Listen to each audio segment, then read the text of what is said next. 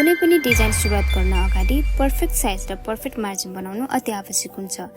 आज हामी केही साइज र मार्जिन बनाउन सिक्नेछौँ जुन दैनिकी जीवनमा व्यापक उपयोग हुँदै आइरहेका छन्।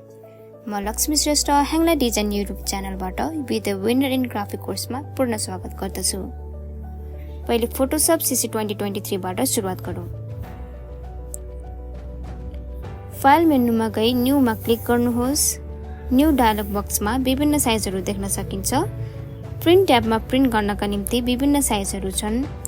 आर्ट एन्ड इलिस्ट्रेटरमा डिजिटल आर्टिस्टका लागि उपयोग हुने साइजहरू छन्। वेब र मोबाइल ट्याबमा वेबसाइट र मोबाइल इन्टरफेस डिजाइन गर्नका निम्ति साइजहरू छन्। फोटोसपमा सामान्य एनिमेसन गर्न मिल्ने भएकोले फिल्म र भिडियोका लागि पनि साइजहरू उपलब्ध छन्। हामी यी सबै कुराहरूलाई साइडमा राखी अहिले म्यानुअली साइज बनाउन सिक्नेछौँ। प्रिसेट डिटेल्स तर्फ गई अनटाइटल 1 को ठाउँमा कुनै एक नाम दिनुहोस्। जस्तै म यहाँ ह्याङ्ला टाइप गर्छु। यसकै दायाँपट्टिको साइडको आइकनको बारेमा भने चाहिँ केही बेरमा जान्नेछौँ। मेजरमेन्टमा क्लिक गरी युनिट छान्न सकिन्छ। अहिलेलाई सेन्टिमिटर नै छानौँ।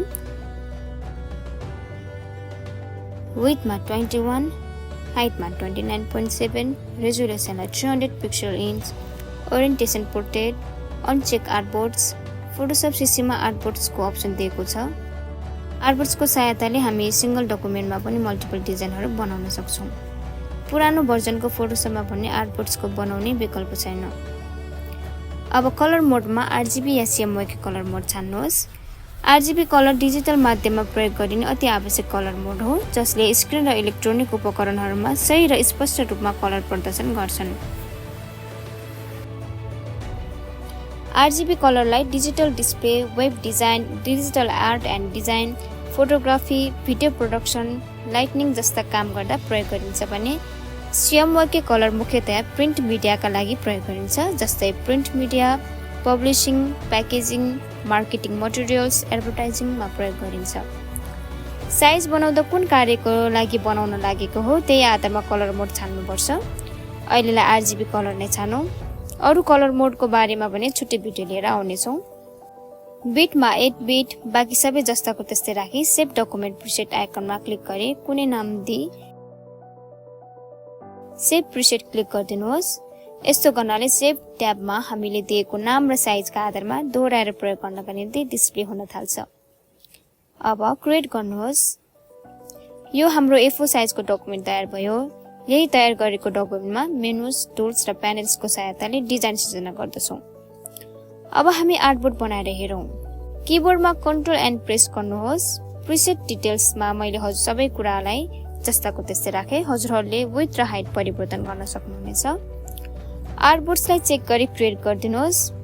व्हाइट एरियाको टप लेफ्टमा आर्टबोर्ड 1 भनेर देख्न सकिन्छ। आर्टबोर्ड 1 लाई क्लिक गरी चारवटा साइडमा रहेको कुनै एक प्लस आइकनमा क्लिक गरी मल्टिपल आर्टबोर्ड्सहरू बनाउन सकिन्छ। यदि हजुरहरू मल्टिपल पेज डकुमेन्ट बनाउँदै हुनुहुन्छ भने मात्र आर्टबोर्ड बनाउनुहोस्। जस्तै website UI design, mobile UI design, booklet जस्ता धेरै पेज भएको डिजाइनहरू बनाउनु परेमा। यसै क्रममा हामी भिजिटिङ कार्डको साइज र मार्जिन बनाइहालौँ है त। किबोर्डमा कन्ट्रोल एन्ड प्रेस गर्नुहोस्। मेजरमेन्टलाई centimetre, width 8.8, height 5.5, resolution 300 pixel inch, unchecked artboards, colour mode CMYK, 8 bit, background content white गरी क्रिएट गरिदिनुहोस्। यो हाम्रो नेपालमा प्रयोग हुने भिजिटिङ कार्डको साइज हो। यदि हजुरहरू फ्रिलान्सिङ गर्दै हुनुहुन्छ भने भिजिटिङ कार्ड या बिजनेस कार्डको width 8.8 cm, height 5 cm, resolution 300 pixel inch मात्र हुनुपर्छ। नेपालमा नेपालकै भिजिटिङ कार्डको साइज प्रयोग गरे राम्रो, अन्यथा अत्याधिक महँगो खर्च गरी आफूले चाहेको साइजमा पनि प्रिन्ट चाहिँ गर्न सकिन्छ। अब हामी मार्जिन बनाउनेछौँ ताकि हाम्रो मुख्य कन्टेन्ट जोगाउन सकोस्। भ्यू मेनुमा गई गाइड्स, यहाँ न्यू गाइड र न्यू गाइड लेआउटका दुईवटा अप्सनहरू छन्। तर न्यू गाइड लेआउट भने पुरानो भर्जनमा उपलब्ध छैन। न्यू गाइड लेआउटमा क्लिक गरिदिनुहोस्। यहाँ कलम्स र रो अनचेक गरी मार्जिनलाई चेक गरिदिनुहोस् र सबै साइडहरूमा 0.4 cm टाइप गरी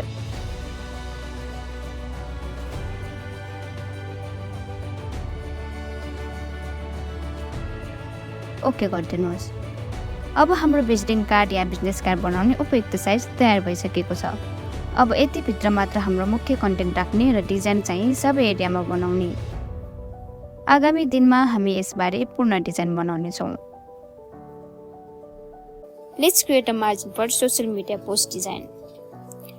गुगलमा गएर Facebook post size, Instagram post size, Twitter post size, LinkedIn post size type गरी हेर्ने हो भने अलग-अलग साइजहरु देख्न सकिन्छ। सबै सोशल मिडियाहरुको आफ्नै साइजका आधारमा डिजाइन बनाउँदा पनि राम्रो हुन्छ, तर अहिले चलेको ट्रेन्ड स्क्वायर पिक्सलमा बनाउँदा धेरै राम्रो हुन्छ। कन्ट्रोल एन प्रेस गरी मेजरमेन्टलाई pixel, width 1080, height 1080, resolution 72,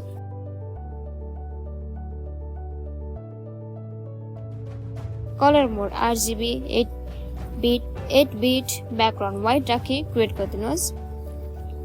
resolution 72 राख्नुको कारण चाहिँ हामीले प्रयोग गर्ने smartphone, laptop and desktop screen TV जस्ता उपकरणहरूले 72 पिक्सल इन्चमा डिस्प्ले गर्दछ। त्यसकारण रेजोल्युसन 72 पिक्सल इन्चमा जति राम्रो डिजाइन बनाउन सक्यो त्यति नै राम्रो पोस्ट बनाउन सकिन्छ।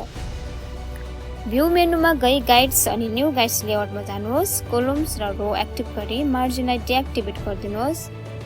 नम्बर 3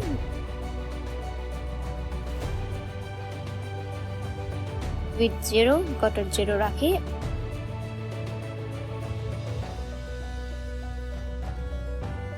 ओके प्रेस गर्नुहोस्। यहाँ 3x3 ग्रिड सिस्टमले 9 वटा बक्सहरु बनेका छन्। यसलाई रुल अफ थर्ड्स भनिन्छ। फोटोग्राफी र भिजुअल आर्ट्सको आधारभूत सिद्धान्त हो। राम्रोसँग सन्तुलित र रोचक रचनाहरू सिर्जना गर्न डिजाइन गरेको हो। पोस्ट भनेको एडभर्टाइज हो। यसलाई डिजिटल डिस्प्ले गर्ने भएकोले रुल अफ थर्ड्सको कन्सेप्ट प्रयोग गर्दा धेरै राम्रो मानिन्छ। यसमा 2 वटा लाइन्सहरू इन्टरसेक्ट भएको ठाउँमा मेन कन्टेन्ट डिस्प्ले गराउनु पर्छ। अब हामी फोटोशप CS सिक्तर्फ जाउँ। यसमा हामी इन्टरनेशनल बिजनेस कार्डको साइज र मार्जिन बनाउँछौँ। कन्ट्रोल एन्ड प्रेस गरी मेजरमेन्टलाई centimetre, width 8.8, height 5, resolution 300 pixel inch, colour mode CMYK 8 bit background white राखी क्लिक गर्नुहोस्। अब रेक्टेंगल मार्कर टुल ली माथि कन्ट्रोल प्यानलमा style fix size width 0.4 cm, height 0.4 cm र एड टु सेलेक्सन एक्टिभ गरी टप लेफ्ट कर्नरको बाहिर र बटम राइट कर्नरको बाहिर क्लिक गर्नुहोस्। किबोर्डमा कन्ट्रोल R प्रेस गरी रुलर खोल्नुहोस्। माथिबाट रुलरलाई तानेर सेलेक्सन भएको यस ठाउँमा र यस ठाउँमा ल्याएर छाड्दिनुहोस्। यसै गरी बायाँबाट तानेर यस ठाउँमा र यस ठाउँमा ल्याएर छाड्नुहोस्। सिलेक्ट मेनुमा गई डिसिलेक्ट गरिदिनुहोस्। अर्को भिडियोमा फाइललाई कसरी खोल्ने, जुम इन र जुम आउट गर्ने तरिका सिक्नेछौँ। हजुरहरूलाई यो भिडियो कस्तो लाग्यो? मन परेमा लाइक, कमेन्ट, शेयर, सब्स्क्राइब गर्न नबिर्सिदिनु होला। धन्यवाद।